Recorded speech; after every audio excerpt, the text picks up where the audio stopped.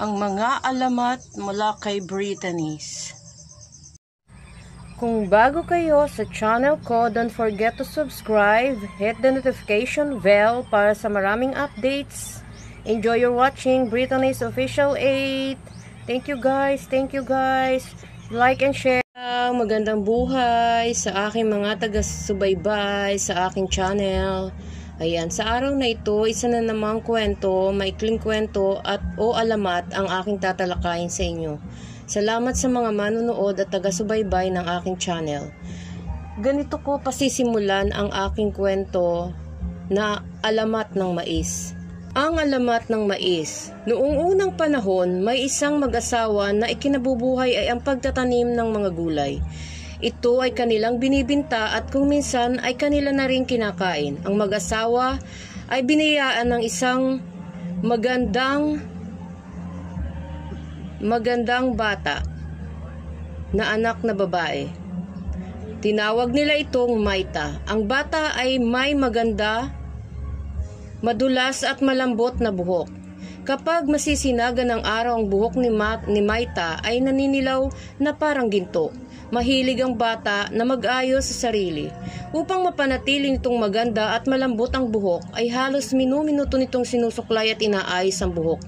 Kadalasan, pinagsasabihan si Maita ng kanyang ama na itigil ng sobrang pagsusuklay at tumulong naman sa gawaing bahay. Ngunit natutuwa ang kanyang ina sa pagiging maayos ito sa sarili, kaya't hinayaan na lamang niya ito.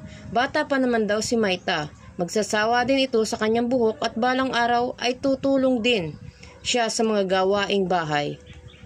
Subalit, nagkamali ang kanyang nanay. Sa halip mas lalo pang tumindi ang paghanga nito sa sarili sa kanyang buhok. Kung noon ay minuto lang ang ginugugol sa pagsusuklay at pag-aayos ng buhok, ngayon inabot na ng ilang oras kung minsan pa ay buong araw. Isang araw, nagkasakit ang kanyang ama. Kinailangan ng kanyang ina na magbenta ng kanilang pananim na gulay upang sa ganoon ay meron silang pambili ng makakain at ng gamot para sa ama.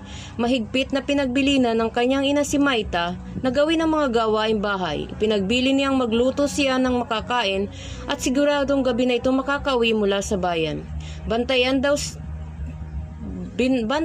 siya ang kanyang ama at pakainin na rin ito upang lumakas. Pinaalaala din niyang huwag kalimutang diligan ang kanilang mga tanim na gulay sapagkat tigang ang lupa ng kanilang bakuran. Nayayamot na pumayag ang bata. Siya na raw ang bahala sa kanyang ama at sa mga gulay.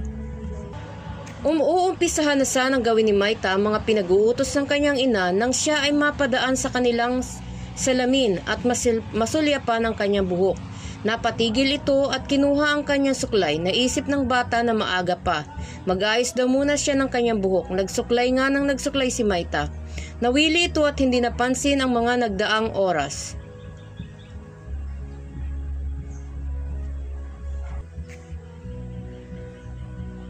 Maging ang mahinang pagtawag ng kanyang ama na humihingi ng makakain ay hindi narinig ng bata. Abala ito sa pag-aayos ng kanyang magandang buhok.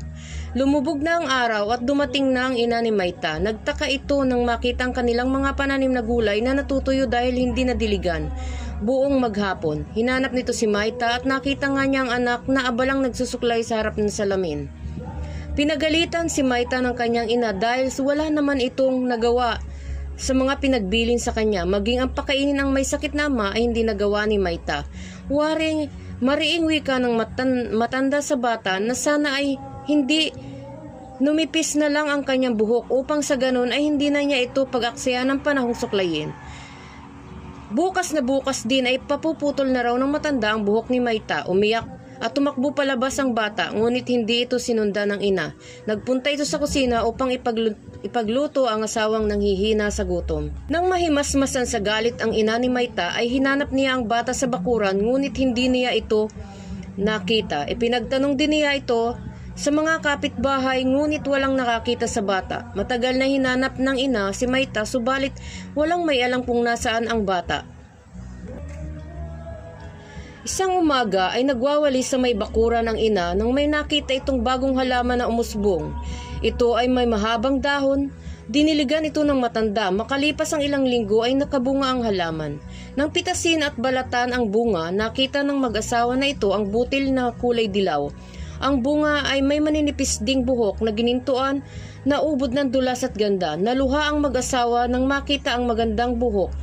Naalala ang buhok ng anak na si Maita